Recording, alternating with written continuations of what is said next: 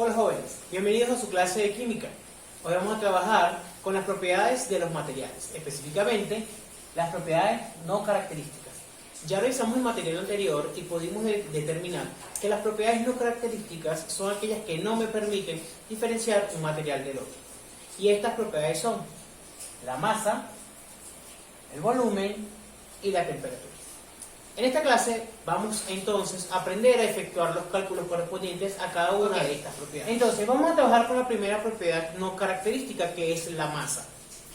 ¿Por qué dice que la masa es una propiedad no característica? Porque pueden presentarse varios materiales que posean la misma masa, lo cual no me permitiría diferenciarla una de la otra.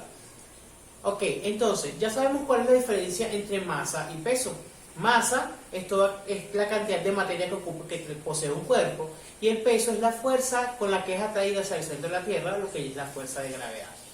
Entonces, para nosotros poder efectuar cálculos de masa, necesitamos conocer entonces cuáles son las unidades estándares que vamos a trabajar. Estas que están acá son las unidades y sus nombres son los siguientes: kilogramo, hectogramo, decagramo, gramo, que es la unidad central, decigramo, centigramos y miligramos.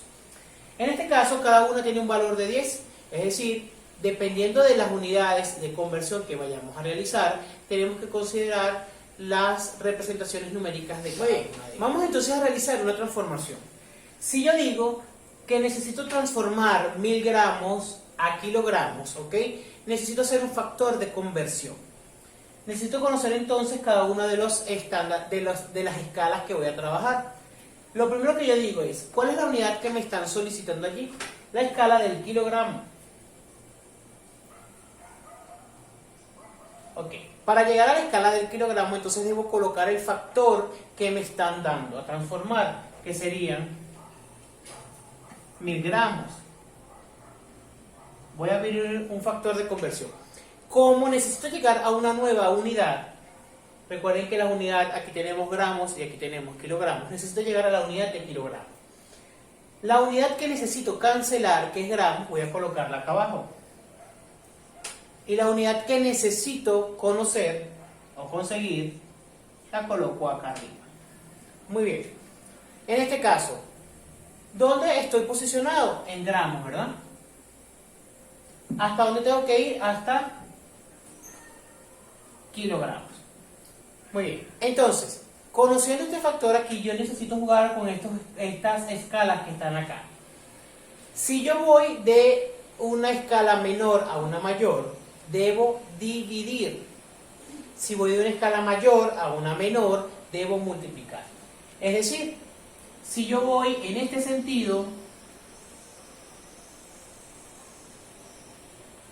debo dividir. Y si voy en este sentido,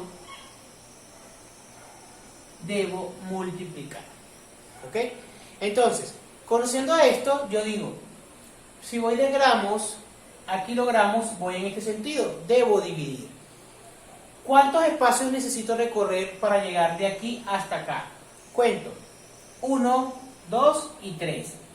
Coloco la unidad en la operación matemática correspondiente. En este caso la operación matemática es división. Recuerden que la división se representa acá abajo. Coloco el 1 seguido de tantos ceros como espacios necesito recorrer. 1, 2 y 3. 1, 2 y 3. Y arriba coloco la unidad. ¿Qué quiere decir esto? 1 kilogramo equivale a 1 gramo. Voy a proceder entonces a eliminar las unidades que se repiten. Gramos se va con gramos. Recuerden que para poder eliminar unidades debo tener una en el numerador y una en el denominador. No las puedo eliminar de forma lineal. Entonces si yo digo 1000 por una, sería 1000. ¿Qué unidad me queda? Kilogramos. Entre los 1000 que están abajo. Divido 1000 entre 1000, eso me va a dar 1 con la unidad correspondiente. Quiere decir entonces que la respuesta a este planteamiento, transformar 1000 gramos a kilogramos, es la siguiente. 1000 gramos equivalen a 1 kg. Vamos entonces a observar el siguiente planteamiento que dice transformar 50 hectogramos a decigramos. En este caso, deberíamos entonces evaluar cuál es la unidad a la que necesito llegar. En este caso sería decigramos. Eso sería igual a, abro el factor de conversión, la unidad que me están dando para transformar, en este caso 50 hectogramos, establezco el factor de conversión. Recuerden que la unidad que necesito eliminar voy a colocarla abajo y la que necesito conseguir voy a colocarla arriba. En este caso necesito eliminar los hectogramos y descubrir los decigramos. ¿Ok? Entonces voy a observar de hectogramos a decigramos, voy en este sentido. Por lo tanto debo multiplicar. La multiplicación se representa arriba, acá. Quiere decir entonces que voy a colocar el 1 seguido de tantos ceros como espacios deba desplazarme. Es decir, desde aquí hasta acá voy 1, 2, 3 espacios, es decir, 3 ceros. 2, 3. Y abajo la unidad, que establece que un hectogramo es igual a 1000 decigramos. Aquí lo que tengo entonces que hacer es la operación matemática. 50 por 1000 serían 50.000. Esta unidad, que son iguales, se cancela porque tengo una en el numerador y una en el denominador. Entre 1. 50.000 entre 1 serían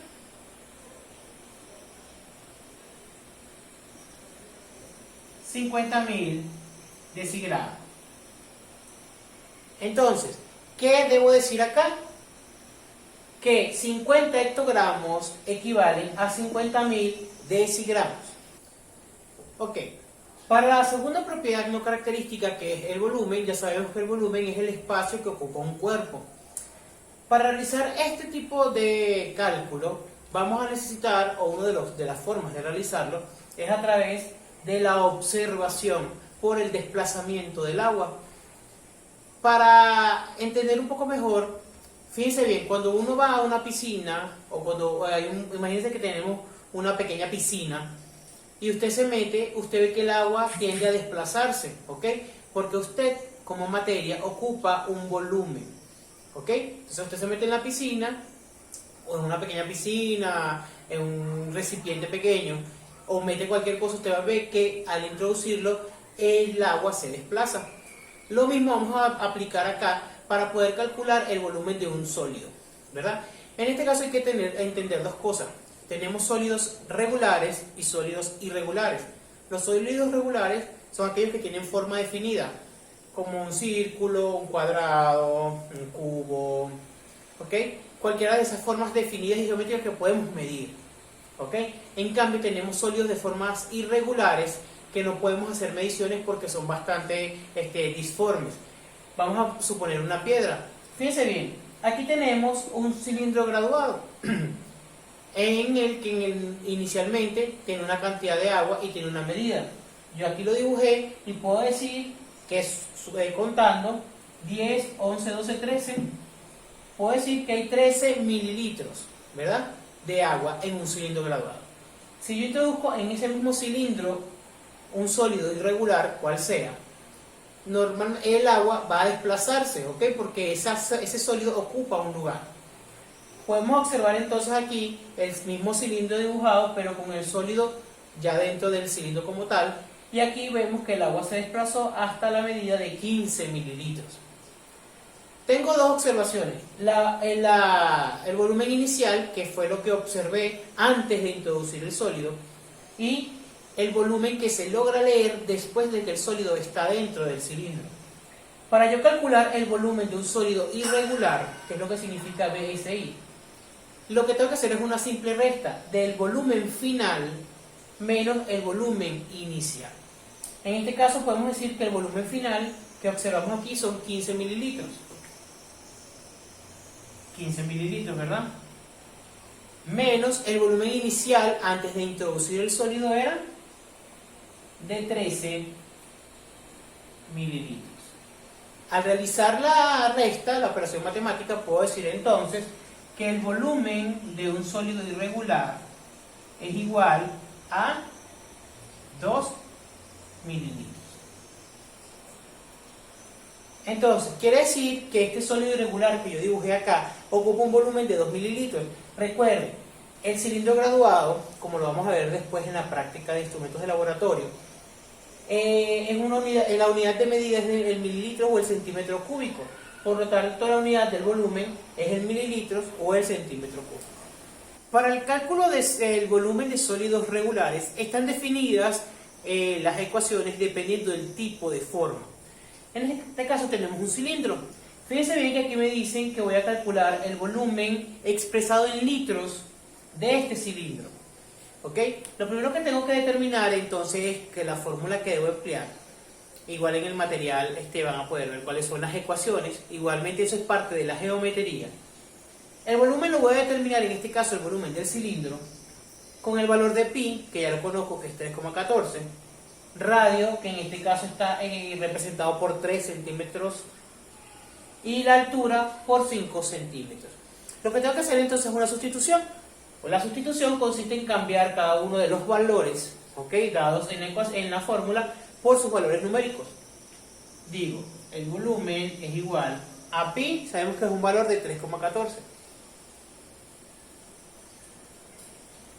por el radio elevado al cuadrado, serían 3 centímetros elevado al cuadrado, por la altura, que son 5 centímetros. Muy bien, recuerden entonces que vamos a realizar una operación lineal. En este caso, al multiplicar, al elevar al cuadrado 3 por centímetro elevado al cuadrado, se me va a dar centímetros cuadrados. Y al multiplicarlo por centímetros, me va a dar centímetros cúbicos. Entonces el valor aquí es 141,3 centímetros cúbicos. Recuerden, al elevar al cuadrado centímetros cúbicos pasa centímetros al cuadrado, multiplicado por centímetros serían centímetros cúbicos. ¿Qué ocurre? Este resultado está expresado en centímetros cúbicos, pero el ejercicio me dice que lo tengo que llevar a litros. Entonces, centímetros cúbicos, según esta regla, que es parecida a la de la masa, me dice que un centímetro cúbico es directamente proporcional a un mililitro. Entonces, yo puedo decir que 141,3 es igual a 141,3 mililitros. Este valor que está aquí, ¿por qué hago esto? Porque teniendo mililitros puedo transformarlos a litros. Entonces voy a hacer un factor de conversión parecido como el de la masa. Entonces recordemos entonces, mililitros lo necesito anular, lo voy a colocar aquí abajo. Y necesito buscar litros porque es lo que me piden al principio. Recuerden que voy a colocar la unidad en el valor más alto, en este caso en el 1. Y como voy subiendo, necesito dividir la unidad con los ceros. ¿Cuántos espacios voy a correr de aquí hasta litro? 1, 2, 3. Cancelo la unidad que se repite, me queda litros.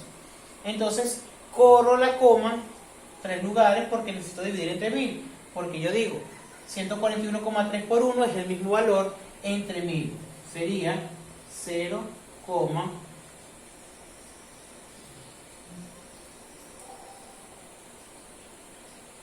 entonces, el volumen del cilindro expresado en litros sería de 0,143, o lo mismo que se decía 0,14 si redondeamos, litros. Entonces recuerden, las fórmulas para los sólidos regulares está definida. Este factor de conversión que está aquí, necesito copiarlo en el cuaderno, es el mismo mecanismo que se emplea para el procedimiento para la masa. Si subo, si bajo, multiplico, divido dependiendo de la operación. Entonces este valor lo van a copiar aquí. Y recuerden, un litro es igual a un decímetro cúbico y un mililitro es igual a un centímetro cúbico.